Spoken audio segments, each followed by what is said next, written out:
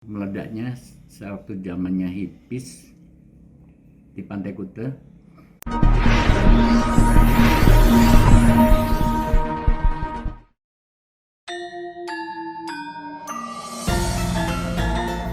Berikut penjelasan mengenai perkembangan surfing di Bali menurut pengalaman Bagus Made Irawan atau Piping menyampaikan. Surfing di Bali dan di Indonesia tuh sebenarnya diawalin di Bali kan gitu. Kalau surfing sendiri secara umum itu kan meledaknya sewaktu zamannya hippies di Pantai Kuta.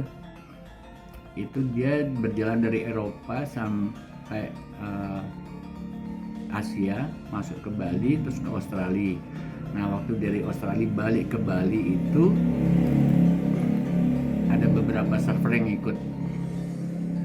Nah, dari situlah tahun 70-an tuh, zaman hippies. Juga terjadi gelombangnya setelah terakhir perang Vietnam. Itu beberapa militer Amerika yang stres itu datang.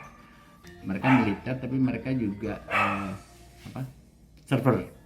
Nah, jadi mereka datang ke Bali dan mereka menemukan Bali itu begitu indahnya, vibrasinya begitu enak, dan mereka menetap di Bali.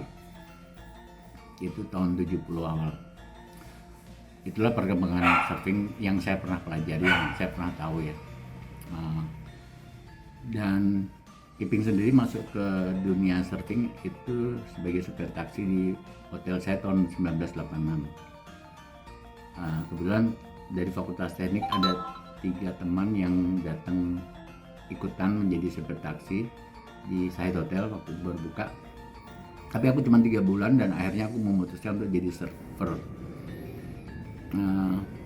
Dari 86 itu akhirnya aku surfing dan menikmati surfing dan mempelajari surfing.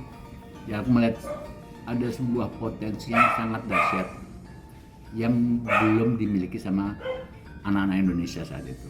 Tapi aku udah bisa memprediksi berapa kuatnya, dan akhirnya aku putuskan untuk tidak kembali ke Fakultas Udayana, Fakultas Teknik. 3 kali aku diminta untuk menyelesaikan skripsi dan aku tolak. Aku lebih memilih jadi surfer. Dari 86 akhirnya aku ketemu calon istriku 88, terus 89 pertama kali aku ke Swiss. Dan itu 3 bulan, dan kedua tahun 90 aku menetap di sana setahun dan akhirnya lahir anak pertamaku dan kita pulang ke Indonesia dan mulai kembali mendalamin surfing. Karena setelah setahun aku mengamati betapa dahsyatnya Bali ini dari Swiss ya. Teman-temanku sih bilang, kenapa kamu nggak tinggal di Swiss aja, kan make it easy money and easy life. Aku bilang no. Aku ada poin tersendiri yang it's not about money, it's about life kan gitu, quality of life, dan aku memilih surfing adalah basic. Aku balik ke Bali sama istriku Isabel dan akhirnya timbullah ide waktu itu dari beberapa teman. Aku buat tim kecil untuk membuat majalah surfing dari tantangan dari sahabatku sendiri, Ebong, yang kerja di Amerika. Saat dia lihat 2 dus foto cetakku, tapi kenapa nggak buat majalah? Dan aku mulai meriset sebuah majalah, apa sih majalah itu, bagaimana sih majalah. Dan aku buat tim kecil itu, anakku Silver yang aku rekrut, ada beberapa surfer, dan akhirnya kita buat meeting bulanan. Itu di 98. Terus akhirnya aku presentasikan ke Mangku Kasim sekarang dari Legian, dan dia memberikan aku 50 juta pertama untuk merunning nama majalahnya waktu itu Surf Time. Ulang tahunku 25 Oktober dan aku pengen pasti ulang tahunku terbit majalah itu. Ternyata meleset dan baru terbit November. Anyway, dari edisi pertama sampai edisi 8 lancar-lancar aja.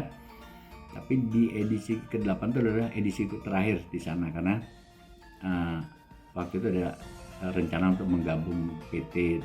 Tadinya kan pakai PT bapakku. Terus mereka bilang, kenapa ini uang bersama kok pakai PT bapakmu? Bilang, kalau kalian mau buat, nggak masalah. Akhirnya tahun 2000 itu dibuatlah PT bersama. Tapi ternyata setelah aku cek edisi ke-9 aku baru sadar bahwa namaku tidak ada di dalam PT dan aku cuma digaji sebagai pegawai khusus fotografi dan fotoku tidak pernah dimuat di sana lagi. Padahal dulu aku chief editor dan aku pemiliknya sebenarnya. Aku sempat stres 3 bulan, tapi istriku Isabella bilang, "Mah Kuping, kalau kamu bisa buat satu motor, kamu bisa buat motor yang kedua yang jauh lebih baik dari motor pertama." Akhirnya aku setuju. Aku main-main, udah mulai lupa stresnya. Aku main ke rumahnya, ke kantornya Bobok, Jenggo Parmata. Di situ aku temuin dia lagi mau buat koran iklan. Aku bilang, "Wah seru nih koran iklan, gimana kalau kita buat koran surfing ya?" Nah mereka akhirnya membuat meeting, aku, Popo Danes, arsitek itu, Jenggo, dan beberapa stafnya Jenggo, serta Yung, pengusaha di Denpasar. Akhirnya mereka sepakat dan setuju. Tahun 2001 kita putuskan konsep itu selesai dengan nama Magic Wave, dan tahun 2002, Januari 2002 terbit pertama kali. Tapi di Januari 2002 itu adalah kontesku yang ketiga di Pulau Rote, Nembrala. Sampai hari ini aku pengen membangun anak pesisir atau mensupport anak pesisir dengan kemampuanku yang terbatas ini, dan aku berhasil membuat influence bahwa fotografi itu adalah lahan basah. Jadi akhirnya terinfluence dengan Magic Wave, kita bisa influence beberapa teman seperti kalau ngomong Bali, anggaplah di Uluwatu itu waktu itu ada 6 fotografer, semua digital ya. Zaman digital udah masuk, baru mereka jadi fotografer. Kalau itu kan zaman analog. Dan sekarang kalau kita ngomong fotografer, dari ujung Aceh sana sampai Papua ada fotografernya. Nah itulah satu dari bidang yang aku geluti, membangun komunitas pesisir pantai. Covid kemarin tahun 2000 awal itu bikin semua stuck, termasuk fotografer stuck semuanya, karena tamu nggak ada. Kita nggak boleh ke pantai pun, di Kuta kita nggak boleh ke pantai. Tapi dari 2000 itu aku mendapat inspirasi bahwa selama 36 tahun ini aku cuman memperhatikan pesisir desa wisata yang pakai ombak. Nah 2 tahun itu aku berpikir, terus teman-temanku yang pesisir nggak pakai ombak, siapa yang ngurusin kan gitu. Akhirnya aku dan anak-anak, aku kan anak yang Batu, anak Kolong, aku ngumpulin beberapa anak Kolong untuk bikin paguyuban. Goalnya adalah membangun destinasi wisata desa pesisir yang tidak pakai ombak. Kita datang ke Singaraja, waktu itu kita datang ke Pantai Les. Karena di kepalaku, aku terinspirasi dengan olahraganya Ibu Susi, Bu Menteri itu, dengan stand up paddle. Setelah aku pelajari, ternyata stand up paddle itu 400 kali lebih besar dari surfing, baik secara komunitas atau pengembangannya ke depan. Akhirnya aku pilih Bali Utara kan, untuk menyeimbangkan. Kalau pesisir ombak itu kan dari Negara sampai Karangasem itu di selatan semua. Nah, dari tahun 2000 aku poinnya adalah Bali Utara, bagaimana memberikan kesejahteraan kepada teman-teman pesisir di Bali Utara.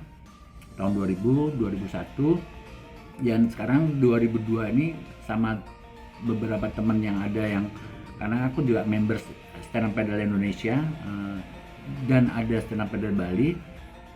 Kebetulan aku juga di situ sebagai pengurusnya, dan kita mau buat di Pantai Les PJ Kule Beleleng. Itu bulan November 3-4-5, Jumat Sabtu Minggu, dan itu lagi dipersiapkan dan teman-teman lagi mapping di sana. Tahun ini 2002 ya. Karena goal kita 2002, 2003, 2004. Nah selanjutnya kan seperti biasa, kalau aku buat konsepnya, aku selesaikan modulnya, akhirnya modul ini bisa aku berikan ke setiap temen dan mereka bisa buat di mana saja kan. Tapi start awalnya dari Bali Utara. Itu kira-kira perjalanan surfing dan pesisir pantai yang aku lihat.